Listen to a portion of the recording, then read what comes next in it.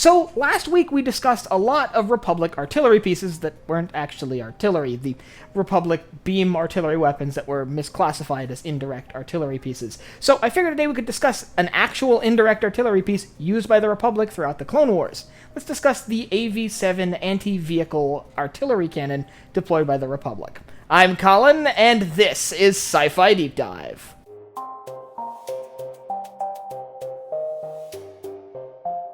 Remember, if you enjoyed this video, to head down below and hit that subscribe button. So, the AV-7 first popped up during the Battle of Christophsis, where it played a crucial role maintaining Republic defensive lines against a separatist advance hell-bent on overrunning Republic forces on that world.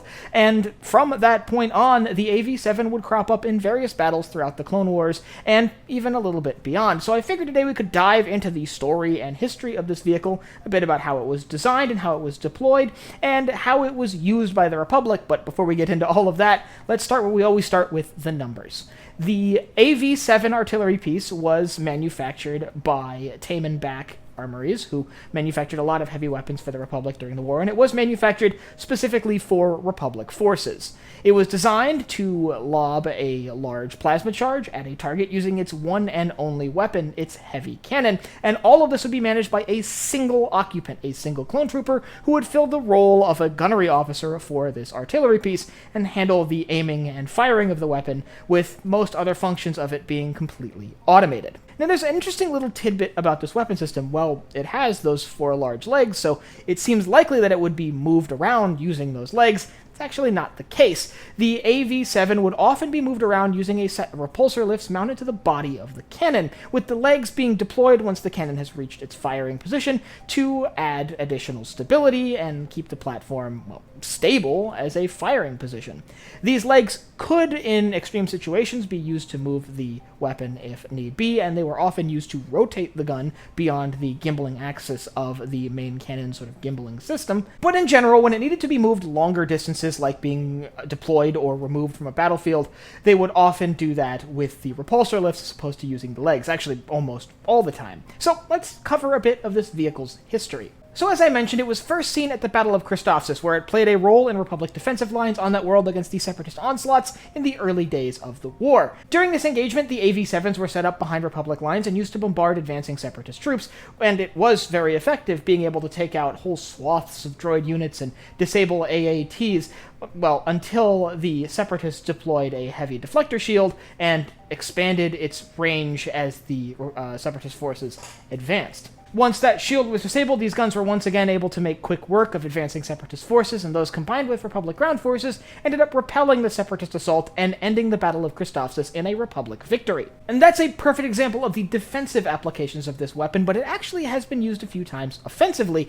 and a good example where we could see it kind of used in a semi-offensive role is the Second Battle of Geonosis, when Republic forces were besieging the separatist droid factory on Geonosis. The AV-7s were used to bombard the droid factory and the bridge leading to it, and were eventually used against the super tanks. And while they weren't entirely effective against the super tanks, they were still deployed in that engagement. Now, we know they saw action across many battles across the war. That's just 2 examples, but there is actually one more place that they popped up that often flies under the radar and is easy to miss. You see, the AV-7 was such an effective weapons platform that it was employed on other Republic vehicles as well, and as we see during the Battle of Coruscant, they were deployed on board Venator-class Star Destroyers. During the Battle of Coruscant, when we see a Venator-class Star Destroyer in a broadside battle with the Invisible Hand, Grievous's flagship, we see on board this Republic Venator a row of AV-7s deployed as deck guns being used for direct fire purposes against